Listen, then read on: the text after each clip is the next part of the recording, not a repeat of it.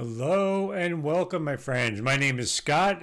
Welcome to my stream. This is Optional Rule, a weekly show discussing D&D, game design, all sorts of things related to tabletop role-playing games, nerd culture, and all kinds of things like that. So thank you very much. If you're joining me for the first time or you're returning, it's great to have you here. Today, I've got a little bit of a meandering discussion about D&D, so I really hope you will go ahead and chat up any questions you have, any observations you have, please add those. I'd love to hear your thoughts. What I'm going to do today is rework a few encounters that I've had before. We ended up wrapping our session last time. We didn't do it. We just had a confluence of things that couldn't come together. We had some folks who had some computer issues since we're playing online. Another person had their child's birthday was the next day, so that wasn't working well. And because someone's birthday is next week, we're not playing either. So I'm going to take this time and revisit some encounters that I've got prepared already coming up to spice them up. Talk about that a little bit because it'd be good to think through some of this. I have a couple of beta test ideas that I want to do on this stream. I'll talk through my process here. What this is for me is just it's my D&D theory crafting, my D&D session prep. I use this as sort of my sounding board for ideas that I have. So if any of my players are here, go away. This is not for you. Watch this at some later date, and we will be happy to. Hopefully, you'll find this interesting at some future time when you, if and when you watch this stream. All right. What do I got up on my board? Make sure I'm looking good. Oh, so yeah, I'm going to be putting some zombies in today. Zombies into a swamp encounter. I use Foundry Virtual Tabletop. And I'm going to spice up some of the encounters. So let's start with my encounter format. This is one of the alternate formats that I use. If you've tuned into the stream before, you will know that I use the Return of the Lazy Dungeon Master format, which does things like puts things like secrets, foes, NPCs, different things like that into a certain format. I'll show you that a little bit later. But get the book Return of the Lazy Dungeon Master. It's a really great book for helping to learn how to prepare, take notes, and things like that. Now I'm using some elements of it here, but I am using a different format, which is I do an encounter-based one. So this is if I use node-based encounter design. So the Return to Lazy Dungeon Master technique is good if you have an encounter written. If you have a module that you're using, if you have your own encounters written, it's really useful because it sort of solidifies what do you need to do for that next session. In these cases, I'm actually creating these entire encounters from scratch. So I'm using a modified, I'm using my own version of my encounter. So I have an encounter coming up called the Bog of Fallen Warriors, very D&D, so very 80s D&D name. And then the Tree of Life and Death. I should get a little image. I love getting these little images. This is pulled from just a movie I got offline. It's Tree of Life with Hugh Jackman, I think it is. Yeah, and you can see I've got a lot to do here, but they are where the players are. They are in Ysgard, this other plane. They've gone through this farmstead encounter, and they are about to go to. They're trying to seek the Tree of Life and Death to find out what happened to this Norn called Vidandri, who had her voice stolen by Auriel. I'm running Rime of the Frostmaiden. In my version of Rime of the Frostmaiden, what Auriel did is went to Ysgard, killed a Norn. They can't really be killed permanently, but killed a Norn, tore her apart, took her voice because she sings in the change of seasons in Ysgard. So what Auriel is doing is using her voice that she's stolen to sing in winter every night in Icewind Dale to keep it locked in this eternal winter.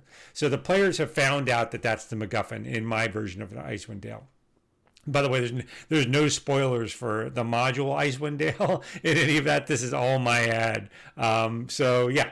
So that's what I said. So I'm trying to set up for the end game where the players have to take an egg that represents Vidandri's waiting to be reborn and reunite it with the parts of her that Auriel tore apart and have hidden throughout Icewind Dale. So her heart is hidden in a berserker cave, her mind is hidden in an Ethereal spiral, and Auriel herself has Vidandri's voice. So if the players work through that, cause Vidandri to be reborn, seasons will return to Icewind Dale and Ysgard just as normal. So to get that, they have to they've discovered that piece. They need to get through the bog of fallen warriors to go visit the tree of life and death.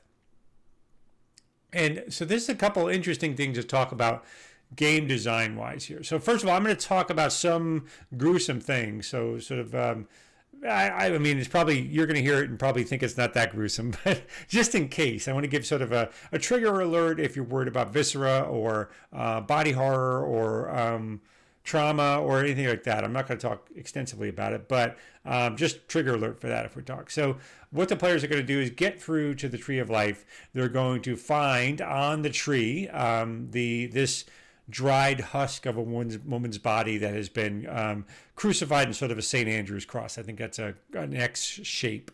Now why do I do that? That's first of all, I'm trying to play up the elements of Norse mythology, and in Norse mythology, being crucified on a tree or things like that, that's something that comes up quite often.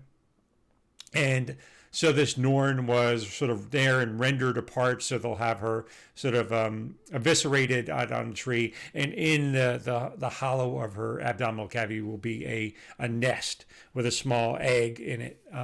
That's a starling egg, because they call her the starling. And what the players need to do basically is take this egg from Midgard, go into Icewind Dale, reunify the egg with her heart, reunify the egg with, which is represented by a flame, reunify the egg with her Verdandri's mind, which is going to be represented by a crystal, and then of course once they kill Auriel, her voice will return and the egg will be reborn and the Norn will come back to life. So that's what the players have to go get the egg.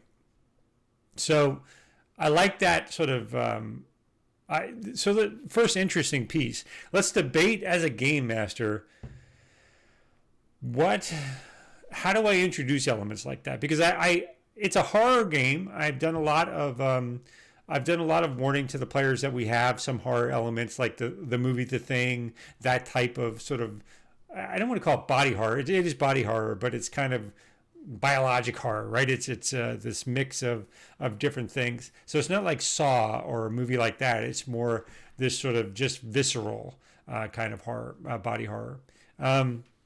Hold on, let me take my drink here. So my first thing I'm debating is, what do I do in terms of warning my players? I'm probably going to take them next session, even though I've done this all in session 0. By the way, I'm using my Life is Good mug because I could use that right now in my life. Anyway, I'm going to ask my players before the session, check in with them, even though I've done this in a session 0, and I have a feeling for what the tolerance level are of the players, and I'm fairly confident everybody's okay with that. You know, you never know. Even though you do a session 0, it's good to check in as time goes by, see if anything has changed. Maybe somebody's not in the mood for like deep body horror.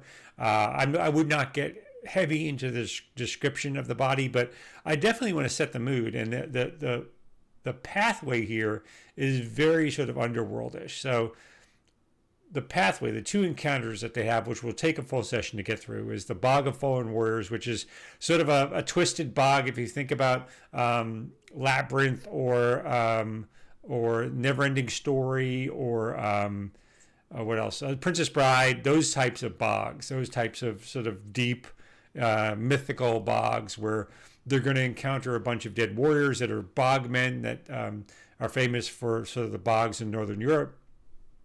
And they'll get attacked by them.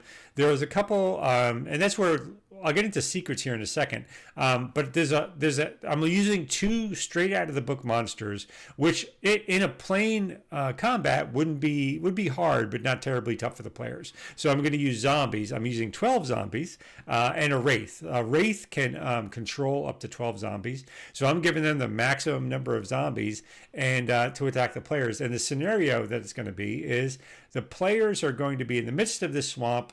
You can see the little players here. They will get, at some point, it's going to be heavy with fog. So let me get into the environmental encounters here. So there's an obscuring mist. That's what's down here. Hopefully you can read that. An obscuring mist, the bog is full of sickly and sinister mist. Anyone has disadvantage targeting a foe more than 10 feet away. So there's several items to get involved in here. The wraith is going to stay ranged combat oriented, and really the zombies are going to try to drag the players into the mud as well as attack them. But there's another thing that the environment provides with bog mud. I'm using the quicksand rules. I'm using a modified version of that, and what that means is the players have this small narrow path that they can stay on. As long as they stay on it, they will not sink. If they step off of the path or they get drug into off the path, which is what the zombies are going to try to do, they will have to begin to make deck saves, DC 10 deck saves, or get stuck in the bog mud. The bog mud follows the rules for quicksand, except the player is submerged. The player submerged can still make strength checks to save themselves when submerged. So one of the things about you sink in quicksand quite quickly, actually. I think it's like a D4 plus 2 or something, plus 1. And if you're submerged, you can't save yourself, and you just have to get somebody else to save you. I don't like that. I don't like making a player sit there and wait to die. So I might modify quicksand rules like this, but I'm just saying with the bog, you can still make strength checks to try to save yourself. And in this, I changed it to a D3 feet per round. So that's not terribly bad. The other rule is bog mud is difficult terrain. All right, bog mud is difficult terrain. So the encounter itself is really, it's somewhat in the monsters. It's mostly going to be in the environment, the mix of the environment, monsters, and other effects that they want to balance. So what will happen is when things kick off, oh, that's the other thing. So I said the obscuring mist. So the Wraith has Eyes of the Living, which is sort of a play on Eyes of the Grave, where they can see living creatures through. They can, which lets them see any living creature, even if how do I say it? Living creature, whether invisible or in line of sight. There we go. Line of sight. Regardless, maybe just copy why don't I just copy the rules for Eyes of the Grave? So, homebrew cleric. I think it's grave domain, right? Eyes of the Grave. Eyes of the Grave. As an action, you can open awareness. I don't need that. I don't need the distance, just line of sight. Isn't behind total cover and isn't protected from magical divination. I'll just say isn't behind total cover. And line of sight that isn't behind total cover. So invisible through the mist. That's the big thing. Since the bog mist gives you disadvantage more than 10 feet away, the Wraith is going to use their longbow. They can take 2 longbow attacks, but they won't have disadvantage because they have those Eyes of the Living. Likewise, though, one of the secrets from the previous Farmstead adventure is that I'm setting up Ysgard to be this big. Everything is a test, right? That in mythology, everything is sort of a test. And guest right or politeness, that's often a theme, a moral theme in all these tests. So in this test previously at the Farmstead, this was really a test of the players role-playing wise. Like, were they going there? There was a great encounter I had with these bulls where the players had to play this basically running of the bulls kind of game where they had to retrieve a key from and a magic item from within the bull's pen, and the bulls could knock them around. And it was actually turned out to be quite a fun adventure. But in the midst of all that, the role-playing challenge here was that the 2 people at the Farmstead, Chernobog and Zoria, who you might know those characters from American Gods, but they're characters from Eastern European legend. They are there to test the players for their politeness, basically. Will they role-playing wise, will they respect guest right? And the players did that in spades. They really played up that guest right, and they didn't get told that directly. They just picked up on it. So it was all role-playing, which was fantastic. So the players came out with the last thing before we ended last session is Chernobog and Zoria came out and said, before you go to the bog, take these sweet cakes for you. They'll be good for your journey. That's all they gave them. So one of the things the sweet cakes do is in the Bog of Fallen Warriors, I need to write this out. Shrines appear. There we go. I'm changing this from what it was originally going to be, by the way. Throughout the bog, I'll say shrine appears. Shrine sits at the entrance to the bog.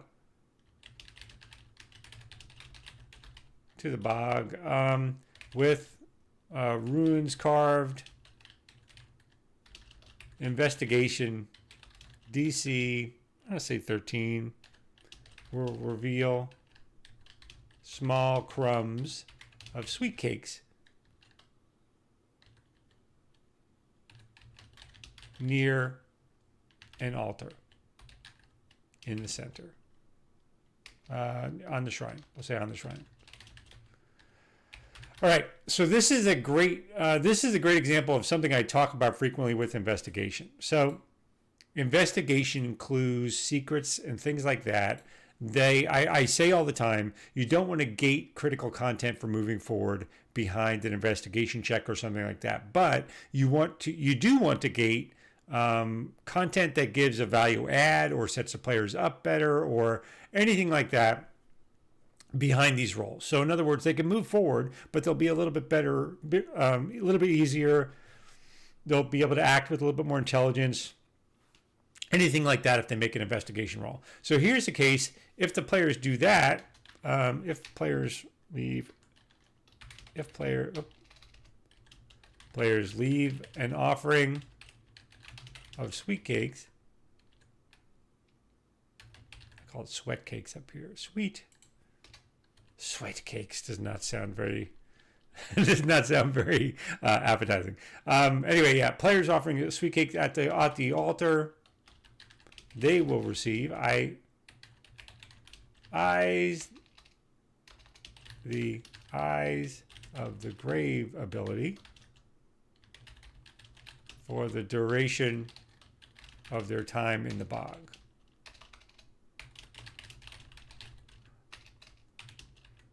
All right, so what that will do is the Wraith, who is firing these arrows and they're going to encounter with these zombies, they will not have disadvantage firing missile weapons or anything like that at the Wraith, and that'll give them some sort of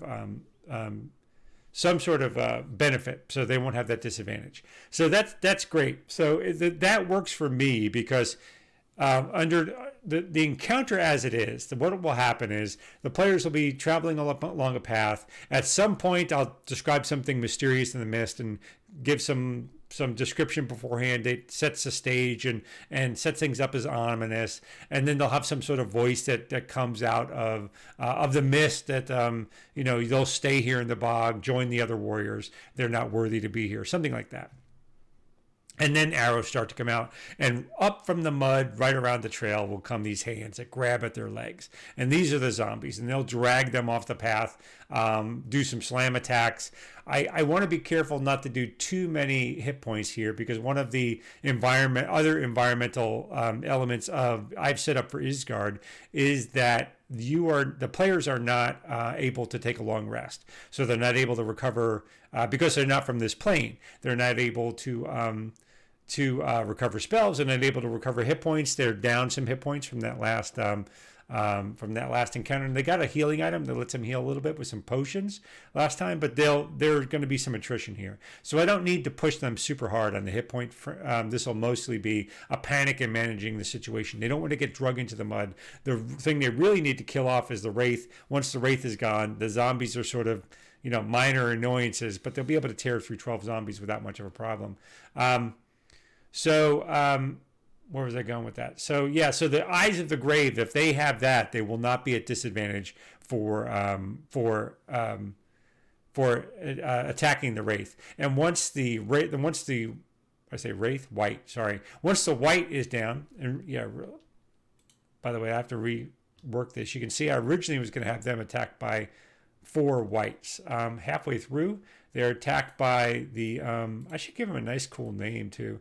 The Warrior of the Bog. Guardian of the Bog, we'll call it. Guardian of the Bog. White. Not the plural. One. With minions, not in the 4th E sense, comprised of the fallen of the people he's killed before.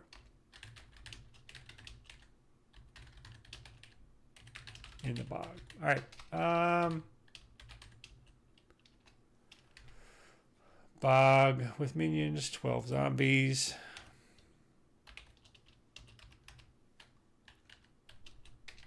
X zombies. Okay, the Bogman be the Guardian of the War stays at range.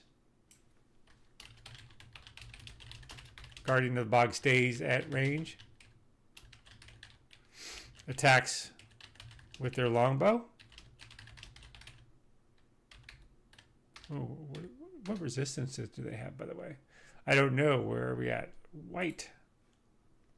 Whites have, damage resistance, necrotic, bludgeoning, piercing, slashing from non-magical weapons that aren't silvered. Oh, that aren't silvered. All right, so silver works. I thought that meant for a second that it had to be magicked and silvered, but no. So it's silvered or magic weapons. All right, that works. And they have 45 hit points. That's going to be all the player characters except one have magical weapons, and that person has smite. So, although it's not used at range. So, anyway, fine. No exhaustion, poison, stealth is good. All right, yeah. So they will be able to attack them from range. They'll get 12 zombies on them as well. And what I like to do, by the way, is put all my creatures out here ahead of time. So you see me moving there. So they're hidden. That's why I don't know if you can tell from the stream or not, but they are rather, they're kind of opaque. So I'm going to put the zombies out here ahead of time. There's 12 of them, so there's 2 per character, basically. And you see, it rolls hit points. My BTT rolls hit points for all of the creatures that you put out here. So I did 1, 2, 3, 4. How many is that? 2, 4, 6, 8, 10. Who gets the third one? I'll just say I'll roll a d4. Make it fair. Something just happened. It is 1. So yeah, Liger. That's my ranger character. So let's go back and put 1 more out here. Zombie.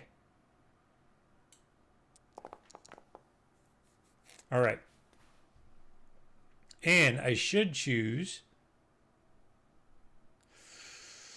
Should give a little path. Let me draw something on here to draw the path. Draw freehand.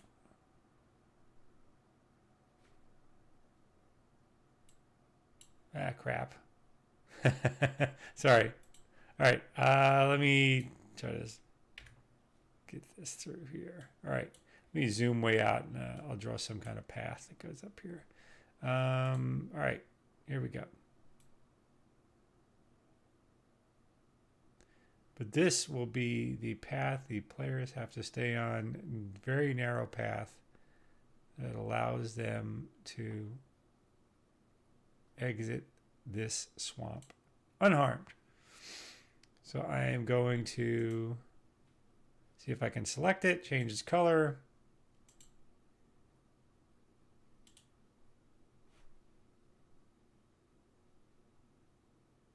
I don't want to toggle visibility. I want to change its color. There we go. Lines. Let's do a nice brown, I guess. I don't know. Do a brown. A brown path.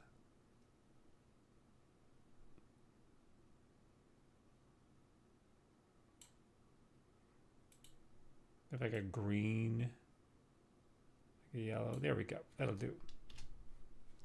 Update drawing. Smooth. Let's smooth it out a lot.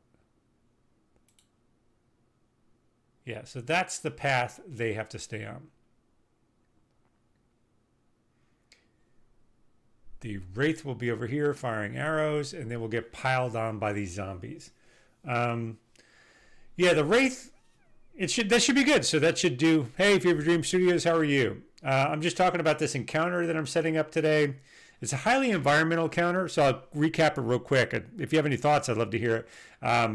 So basically, I have four level 5 player characters. I'm going to send them up against 1 Wraith and 12 zombies. The scenario is that they're in this bog here. So they're on a narrow pathway. If they step off the pathway, I'm good. It's been a rough week, to be honest, rough 2 weeks, but I got my life is good mug, so everything is good. And if they step off the path, I follow the quicksand rules. Or if they get drug off the path, which is what these zombies are going to do. So when the fight starts, this Wraith is going to start firing arrows at them from the bog mud, from the swamp mud. These men will come up, these dead men will come up and try to drag the players off. They're mostly going to try to drag them and not do a lot of damage. Once they get them in the mud and they start sinking, they'll just start slamming away at them. And they can, oh, by the way, that's another thing I need to put. So Bog Wraith has Eyes of the Living, so it's not harmed by this obscuring mist that'll be in there. The Bog Mud is quicksand, and the Bog Wraith, let me go back one. The Guardian of Bog, of the Bog, and zombies, Bogmen zombies, are able to walk on bog mud as if it were normal terrain and do not sink into the mud. All right. Yeah, so they can move freely, they can attack. So the core of this encounter isn't going to be hit point based. It's going to be environmental effect based, really. So the Wraith is somewhat dangerous. Let's see, they get 2 longbow attacks per turn, +4 to hit, really not that bad. +4 to hit, and it does 6 damage. Not that bad. So do 2 around. Players are getting plunked. So really, it's just combating the sort of controlling the environmental effect, fighting off the zombies as they go through. I'm probably not going to have the time to design them today, but actually the more interesting design I'll have in a second. But yeah, so yeah, anyway, I think that's it. So I'm going to select these zombies. Oh, that's not what I meant to do. That's what I meant to do. I'm going to select all these zombies. I am going to pre-hide them. Give them stealth so they go sort of opaque, which means, yeah, they are now hidden from the players when they get on there and take a look. Quest, that's the beast for the Beastmaster. It's going to have to be on the trail too, because Quest might fall into the mud. So I'll leave them up there. Yeah. All right, so that's the heart of the encounter. So again, since the players cannot do a long rest, it's a plane of Isgard. They're not native to the plane, so they're unable to long rest on the plane. So they had a fight before this. They'll get into this bog of fallen warriors where if they leave these sweet cakes at an altar before they go into the bog, they'll get an ability that lets them see through the mist, so they're not at disadvantage when fighting the Wraith at distance. But if they are, they'll be at disadvantage. That's actually something I wanted to bring up in this stream. Something that people don't understand about disadvantage, and this is the technique I lean into, and I suggest other game masters do. The perception of a negative, the perception of a downside for a player that isn't actually a downside, is a huge value to me as a DM. I'll give you 2 examples. The first one I just gave you is, this is an encounter mostly about not being drugged into the mud. They'll be slowly slinking into the mud 1d 3 feet per turn. Yes, that's dangerous. It could be a problem, but they're not taking hit points. It's just something to work through. It's the danger of suffocating that really is the problem for them. It's not taking more hit points. So I can leave the last fight in this whole scenario to be more of a boss fight because it'll have more hit points. So it's really around the management of the scenario. The other thing is, though, the perception of disadvantage and versus how things work with cover and things like that. So everybody actually I'll give anybody in the stream right now what is the number equivalent to disadvantage in 5th edition Dungeons and Dragons. If you want to take a second and type it in, go ahead. But if you were to give a negative or a positive for a roll, for advantage or disadvantage, I know what it says in the rules, but what would that be? I'll give you a second to type down if you want. I can say it. I'll say it in a second, though. I'm not going to play this game. -5. By the rules as written, that is the value you generally given in the rules. Here's the problem. That's not the actual value that you get if you work out the math on disadvantage. And there's, if you Google math behind disadvantage in D&D, you'll get this. I've done simulations by this. There's something in my blog about rolls. I'll find it in a second. But the actual value, hey Spookman, it's great to see you, man. The actual value of disadvantage on die roll, if you just did the math, is rolls. It's called affecting rolls, is around 3.3. It's actually not -5. They just do it in the rolls. They do it as a -5 in the rules because they don't like to do like these one-off weird -3s. But actual rolls is somewhere around -3. So I don't know if I have it in here or not. So disadvantage is at the bottom. So yeah, I forgot to put it here, but so where I'm going with this, I had the choice here with the Wraith in by this tree. Like if I was just going to be tactically optimized, what I would say is they had 3/4 cover, that they were firing their arrow from behind a tree. They had 3/4 cover because you have a +5 to your AC, I think it is. And if you have half cover, you have a +2. +5 to your AC is actually makes you harder to hit than disadvantage on the roll. But disadvantage feels way more. It feels one of two things. It either feels equal to that negative value, or it feels worse because you have to take the worst of two rolls. But in actuality, it's better than a -5 to that roll. You're actually giving the players more by giving them a disadvantage on a roll to hit a target rather than a +5 to that target's AC or a -5 to their hit, depending on how you want to skew it. So this is one of those myths in D&D that a disadvantage or an advantage equals a 5 plus or minus. It doesn't actually. The math works out that yeah, exactly, Spookman. Spookum 90, not Spookman. Sorry.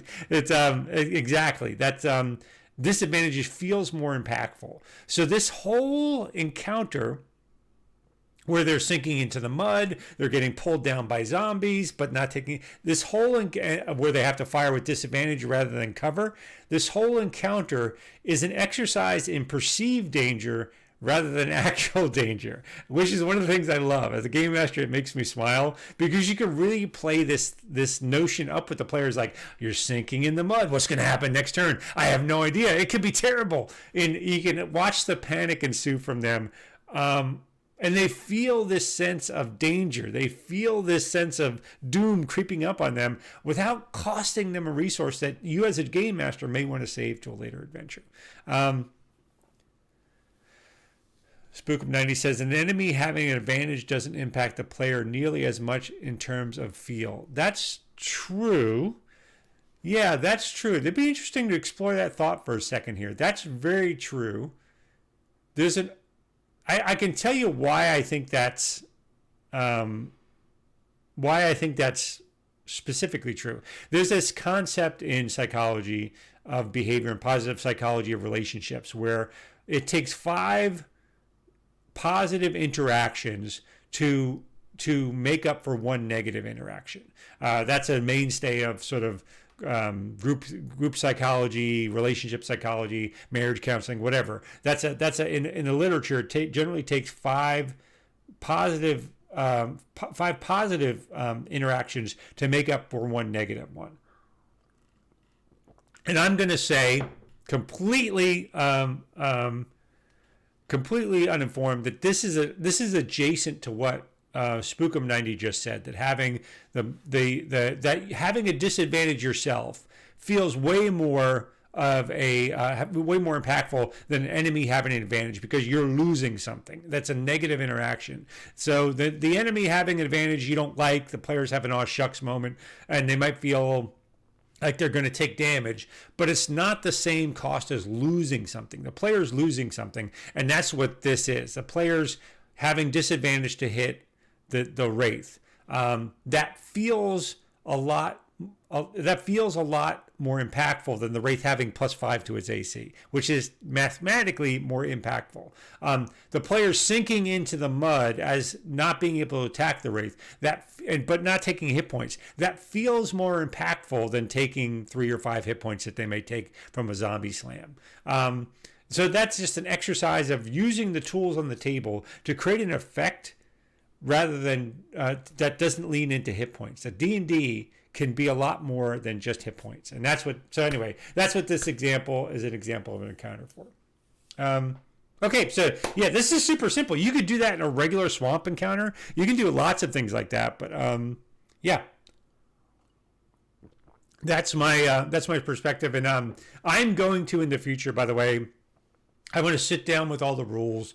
One of the things I hate about environmental effects is that they're spread out across a whole bunch of different books and things like that. And I would love to have them associated all in one place. I love this idea of environmental effects, difficult terrain being the minimal thing you can add, but vines that grasp thorns that might do damage, cold, hot, all this kind of stuff. One day I'm going to sit through with there's tons of things that are straight up written in the DMG or in modules as having an environmental effects and aggregate them into one place. And I also sort of want to look through spells, because spells like Entangle that I just brought up, or Thorn, Hail of Thorns, or anything like that. These are all great examples of nature type effects that you might find in your environment to throw into your adventure as well. Yeah, Fever Dream Studios, I love me some environmental effects. I do too, because it creates this dynamic sense of living in the world, right? That and then the players can have some sort of idea of how to get around it. Yeah, Spookum90 was saying, yes, I could stand to better incorporate environmental effects. Yeah, I'm going to show this. In this format, when I write an encounter, so this is one, I never know what to call it, like one encounter, it's one instance in an encounter or whatever. I write out just a quick setup. That's what I do up here. Then I write secrets, right? The bog wraith has eyes of the living ability where they can see through the fog. The wraith has and the zombies can walk on the mud without it. I give environmental effects, bog mud. It's difficult terrain. It has quicksand rules, obscuring mist. You have disadvantage on shoot at range attack and anything more than 10 feet away. And then I usually write in something about the stakes.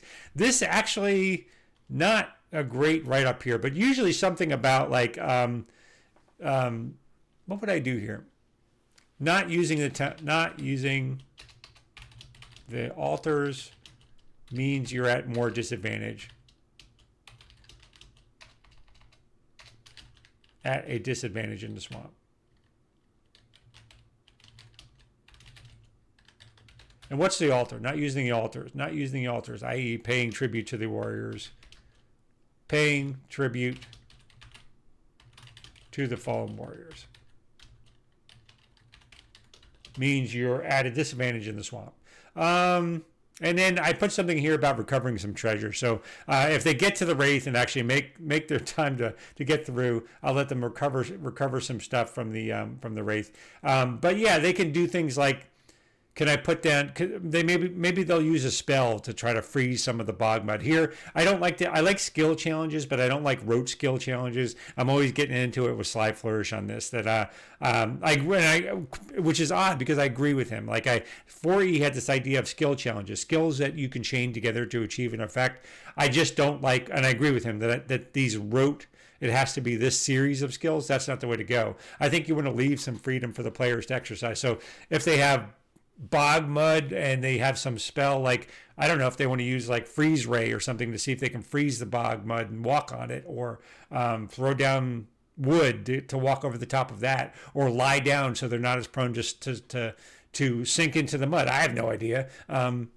but I would give them a survival role if they wanted to lie down and do something like that. Basically, figure out some way with their survival to get across. I would totally do that, but that's the player. They need to initiate that, bring that question into the game, and see if we can come to form a way around that encounter.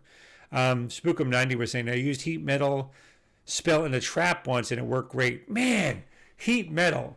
Gosh, let's go on a rant about that for a minute. I love heat metal, but boy, is that one of my most hated spells in the game. I'll tell you why. One is that there's no saving throw. You just cast it. There's no way to, well, there is a way to undo it, but if it's cast as a spell, the only way to undo it is to break the concentration of the person casting it, which you can do, and you really want to prioritize, but it's one of the few spells that you can just lay on a player and they take damage every round with no saving throw whatsoever. Even Magic Missile, there's a spell you can counter with it, but heat metal is just one of my most hated spells in that way, only because I hate throwing things at players they can't do much about. Thanks for liking the structure, Spookum90. I get a lot out of it. Like I said, it wouldn't work in a written scenario. Like if I was going to publish this as a module, it wouldn't work. But it works enough for me for writing some notes. All right, so I got about 20 minutes, so let's get to actually the thing I want to do, which is the big encounter, the boss encounter, which you can see this little tree of life. It's a tree of life and death. They're basically in Asgard. They're in Isgard, which is a realm of the plane of the Forgotten Realms, where the sort of the Norse type pantheon lives. So it's very much like Asgard. So they'll come across a life tree here. I took this picture from the Tree of Life with Hugh Jackman. But what they're going to do is they're going to get to the center of the swamp. They're going to find this woman who's been sort of eviscerated on a tree. Excuse me here. Sorry, a little chest problem. So she's a goddess. She's a Norn who's been rendered. Her body's been torn apart by the goddess of Oriel. Who, by the way, there's no spoilers, as I mentioned earlier. No spoilers for Rime of the Frost Maiden, which I'm running, because all of this is my own material. It's not from the module. So in my version of it, I've said that Oriel went into Isgard, and there's a Norn who sings in the new season. So her voice sings in summer, it sings in winter. So Oriel killed this Norn, tore her apart, took her voice, and that's what she's using to sing in winter every night in Icewind Dale to lock it into the winter it's in. So the players have to basically steal the voice back, bring the Norn back to life, and that keeps Oriel from being able to do this anymore. So they're at the point where they're going to recover the little item that they have to do. So they get to this Tree of Life. They'll see the Norn crucified on the tree, torn apart. There'll be a little bird's nest built in the chest cavity. They'll bring the egg out, and that's what they go to. That's the MacGuffin they go on for the last third of the adventure, to recover the Norn's heart fire, to recover her mind's energy, and then recover her voice. So when they get here, I want this to be sort of sitting right in the center of the swamp. It will sit on the boundary between life and death. So on the bottom side of this pool that you see in the picture, they'll be able to see Valhalla. They'll be able to see people sitting in a mirrored space, warriors looking at them disapprovingly. They'll see the Norn herself actually reflected in Valhalla, waiting there to come to life, and she'll speak to them. But they're going to have their big encounter here is going to be with a snake that Oriel has left behind as a guardian to keep anybody from getting the egg. Why did she do that? Not smash the egg? I don't know. They're gods. They do silly stuff, right? So what I want to do is beta test something that I would love to hear your opinion on, because we're coming up at the end of the module. My end of Rime of the Frost Maiden, by the way, is going to be at defeating Oriel. I know it extends beyond that, but if the climax of an adventure is not defeating a goddess, I don't know what is. So I'm making it that, and there's a piece where I won't get into it because I don't want to spoil the module for anybody. But there's something later where you fight somebody and you have to beat them 3 times. Like the players wouldn't know it, but you fight somebody, they die, but then they'll immediately come back in a new and more powerful form. You have to beat that, and they immediately die and come back in a new and more powerful form. They have some different abilities between their forms and things like that. And I'm dreading this because I kind of hate that theory. It feels too video game-ish to me, right? Let's see what's it comes. So I ran a social encounter with a dragon that was this style of skill challenge, Fever Dream Studio says. Yeah, I love those skill challenges. It engages you with more ideas, right? And it broadens the character out. It uses the character in full rather than just their attack bonus. Spookum90 was saying, players have thrown so much BS at me, I stopped planning skill checks per se. I just memorized the DC chart for difficulty and roll with it. I hear you there. Yeah, players, I love when players come up with stuff, as long as it's logical. When players come up with like completely irrational stuff, though, sometimes I don't know what to do with it. By the way, it's worth covering. Like, I haven't memorized the chart so much as I have a version of it in my head. I basically, DC 5, which I don't really know why you're rolling at a DC 5, to be honest. But technically, DC 5 is everybody can do it in my mind. DC 10 is anybody can do it, right? Small chance of failure, but pretty much anybody can do it. DC 15 is usually like it takes a professional to do it. DC 20 is it takes a talented professional to do it. DC 25 is it takes an expert to do it, and DC 30 is it takes the best in the world to do it. That's in my head how I never did quite grok like medium, hard, different. That doesn't make sense to me. But when I put it like that to myself, yeah, I just think for a second, would it take a professional to do this, or can anybody do it? That's what I think through. So back to this for a second. So this tree, what I want to happen is they'll come across this snake. The snake will challenge them. They'll give some sort of like, it'll be a talking snake. It'll give them a few, some more information. Really, it's Oriel on the other side that being reflected for the pool. Not Oriel, it'll be Verdandri, the Norn, that'll give the players a little bit of information they need. But they'll have to battle with the snake. So here's the beta test that I say I want to do. My theory is, I hate that like kill a monster, have it pop up again, kill it again, then have it pop up again. I don't like that idea. But I don't know if that's just me assuming that's not fun, or it actually isn't fun. So I want to use that with this snake. So I'm going to take some notes for myself. I'm not going to design the entire monster here, because if you look through, there are no great CR5 serpents in all of the at least monsters that I can find. Like if I go to monsters here and I go down to snake, you don't get a whole lot back, but there's like one. The coral snake is CR4. Serpent. Am I spelling that right? I never know if I'm spelling something right. Serpent. What do we got here? ENT. Serpent. ENT. You have to spell it right. So there's not even a serpent. So I have to I'll have to design this creature from scratch. But what I'm thinking is I'll have a single snake. It'll be huge, right?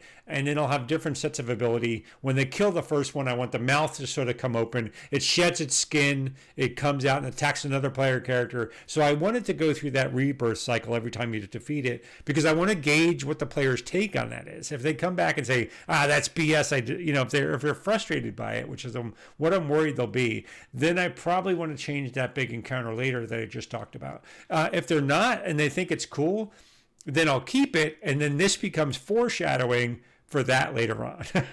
So that's just like a DM hedging his bets on how this is going to go. But I need to come up with the 3 forms. So serpent of Oriel. What do I want to call it? I don't know. I don't know. It'd be like serpent of depression or something like that. It'd just be something very Orielish. So first form, second form, and third form. So the first one, I sort of like the idea of it being, I like the idea of like physical challenge, the idea of it being like, what do you know of snakes? Like snakes are known to be fast, poisonous, and mesmerizing. Those are the 3 ones. So, so the first form, what do I give them? It'd be like a grapple with a, I'll give them some snake form where they can bite, right? But a good grapple with a petrifying gaze, like a basilisk. So that'll be the first one. They'll be grappling them, crushing them, and petrifying them. So that'll be great. The second form will be this will be the charming snake. So there'll be charm. We'll call this blade, charm, fang, and poison. That'll be the theme. So charm, fang, and poison. So this would be, so I'll give them something like they get a grapple. If they succeed at the grapple, they automatically get to use their petrifying gaze on somebody. And then I'll also give them like a baseline. I'll give them a baseline ability of like flailing their tail, 2 bite attacks, baseline, 2 bite attacks, a tail flail.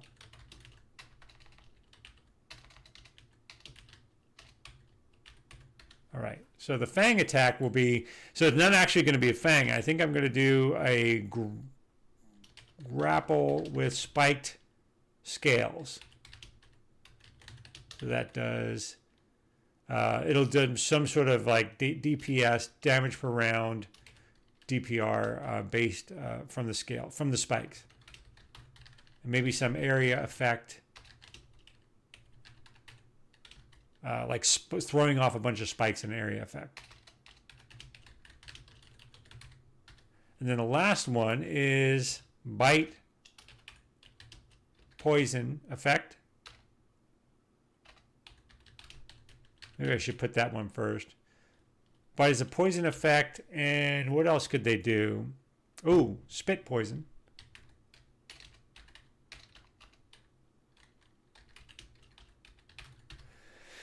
We got here. Is a naga kind of a snake? Yes, a naga is. Do they have? I couldn't find it. Maybe I just didn't type into the same thing. Naga. Ooh, bone naga. Spirit naga. There we go. Ooh, undead. Bone naga is a guardian naga. DC 10. That might be a little bit much. Quaddles are snakes too. Yeah, I love that picture, man. What kind of abilities they just have bites and a bunch of spells. Nope. Don't want that. Constitution saving throw or be poisoned. Yeah, that's probably, I'll do something like that. Certainly not DC 10 or not CR 8. Guardian Naga. Do they have a spit poison ability? They have a hit the target Constitution saving throw, take poison damage on a failed save. Poison, I will say poison ability is a rough one because you're at disadvantage on everything. So if you're poison state, that's rough. But you know, it's the last encounter that won't be so bad. I think the petrifying gaze is probably the biggest thing. So if we go to Basilisk,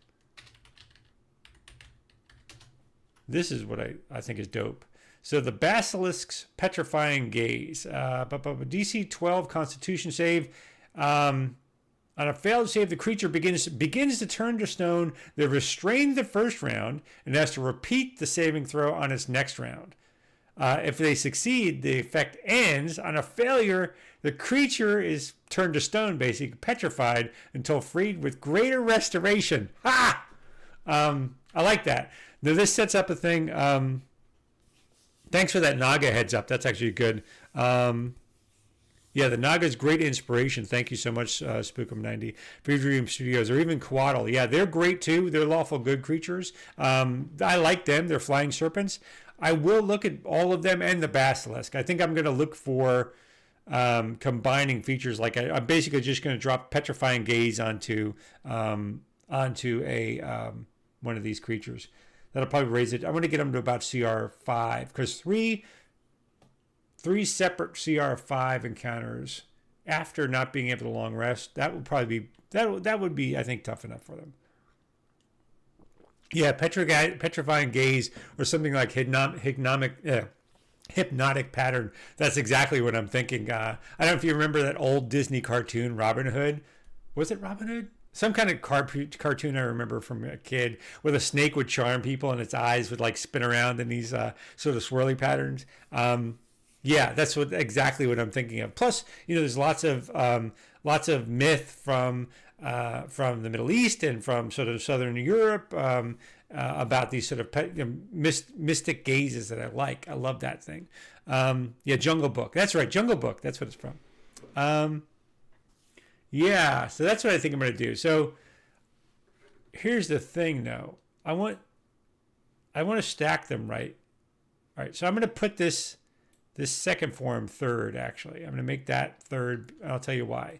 I'm down to just damage. I want to stack my abilities, or like if they get poisoned earlier, if one of them gets petrified, I want to stack failures in each of the previous forms for the last one. If the last one is hit points, because what does it matter if you get petrified in the very last fight and succeed, right? Then it's just you go on to be healed. It's not that big a deal. But if you have to deal with like being petrified early on, that could suck for a player who has to sit out the combat, but it really gives them something at stake. Same thing with poison. If you go into basically what is a straight up hit points based encounter with the third form, like high AC, take lots of blade damage. It shoots spikes from its scaly spiked skin. But you have to deal with like being petrified or having a disadvantage from being poisoned. Then this accumulation of all of the things you failed previously. So I think that's how it's going to go. I want the surprise of the snake sort of popping out of the mouth, because I think that's very evocative of the Midgard serpent in Norse mythology and things like that. And it's very action oriented, like, oh crap, not knowing how far it goes. The other thing is one of the things that we built up with having Valhalla be on the bottom side of this pool that they're going to fight on top of, having their tribes from the past. They'll see some of the enemies they've killed in the past. Sefik Kaltro from the very first encounters, right? That kind of stuff.